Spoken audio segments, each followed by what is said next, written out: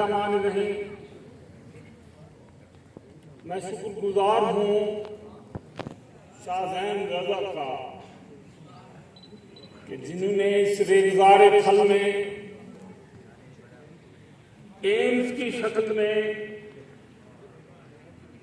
ایک چمن آراستہ کیا۔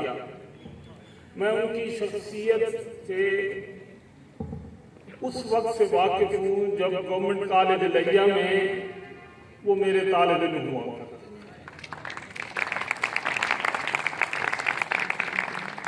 ان کے اندر ایک جنون ہے۔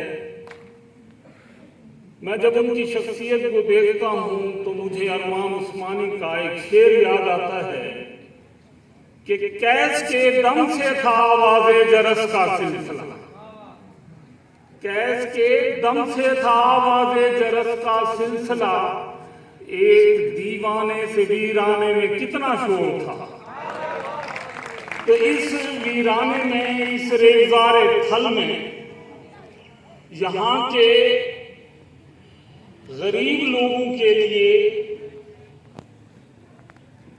ایم اے اور ایم فل کی سطح کی تدریس کا انہوں نے بندوبست کیا، اور بر صغیر کے قدیم ترین college government college university Lahore سے ایفیلیشن بھی لی، اور یہ ثابت کر کے دکھایا کہ ضروری نہیں کہ گورنمنٹ کے ادارے ہی لوگوں کو تعلیم دلا سکتے ہیں، نہیں، اگر عزم بالجزم ہو تو پھر وسائل نہ ہونے کے باوجود بھی بڑی سطح کی تدریس کا انتظام کیا جا سکتا ہے۔ میری تو ان کے لیے دعا ہے کہ ایم فل کے بعد وہ اسے یونیورسٹی بنائیں اور یہاں پی ایچ ڈی کا سلسلہ بھی شروع کر دیں، اور امید ہے کہ وہ اپنے جنون کی تابانی سے اس ریگزار کو روشن تر کرتے رہیں گے۔ چند جملے میں یہ کہنا چاہتا ہوں، ابھی ایک بات ہو رہی تھی شاید کوئی پنجابی کے حوالے سے، سرائے کی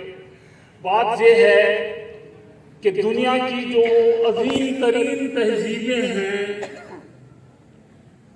کہ مصر کی تہذیب ہو، وادی نیل کی، دریائے دجلہ و فرات کی تہذیب ہو، یا پھر سندھ کی تہذیب۔ وادی ایک صوبہ سندھ ہے، یہ تو چھوٹا سا صوبہ سندھ ہے،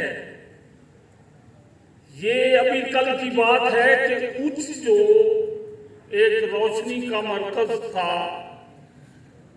لاڑکانہ، شکارپور، جیکب آباد کا ہیڈ کوارٹر، ریاستی ہیڈ کوارٹر اچ ہوا کرتا تھا۔ اب ایک طرف اچ تھا، دوسری طرف ملتان تھا، وہی ملتان کہ انڈس ویلی، وادی سندھ کا مرکز، وادی سندھ کا ہیڈ کوارٹر۔ ایک بات آپ جانتے ہیں کہ چناب کی، راوی کی، ستلج کی تہذیب نہیں ہے۔ یہ جو 5 دریا ہیں، یہ ٹرائیبیوٹری ہیں، یہ تو خراج تحسین پیش کرتے ہیں اور سندھ کے قدموں میں اپنی جبیں جھکا دیتے ہیں۔ وادی سندھ بر صغیر کی نہیں، ورلڈ کی تہذیب میں شمار ہوتی ہے۔ انسانیت نے جہاں تہذیب کا سفر سیکھا اس میں وادی سندھ بھی ہے، اور وادی سندھ کا مرکز ملتان ہی رہا ہے۔ حافظ محمود شیرانی ہوں یا سید سلیمان ندوی ایک بات پر متفق ہیں کہ یہ جسے اردو زبان ہم کہتے ہیں، اس کا حیولہ ملتان اور گرد و نواح میں تیار ہوا۔ حافظ محمود شیرانی نے لکھا ہے کہ یہی زبان جو 300 برس تک عرب دور میں اور 200 برس تک غزنوی دور میں انہی علاقوں میں نشو و ارتقا پاتی رہی، وہی زبان یہاں سے لاہور۔ اور یہ بات بھی آپ کے علم میں ہوگی کہ لاہور وادی سندھ کا علاقہ ہے، راوی وادی سندھ سے ہٹ کر اپنا وجود نہیں رکھتا۔ रावी की अलग तहजीब नहीं है, जबान की बात मैं नहीं कर रहा, मैं तहजीब की बात कर रहा हूँ।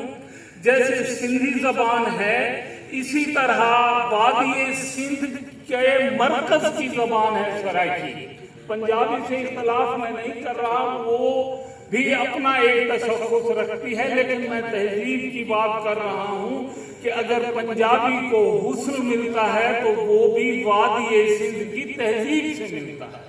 तो ये हमें एजाज़ हासिल है कि ये वीराना, ये रेगिस्तान अपनी सलाहियतों में कितना अहम है कि यूनान से चलने वाला अलेक्जेंडर भी मुल्तान आना जरूरी समझता है, दिल्ली नहीं गया, लाहौर नहीं गया।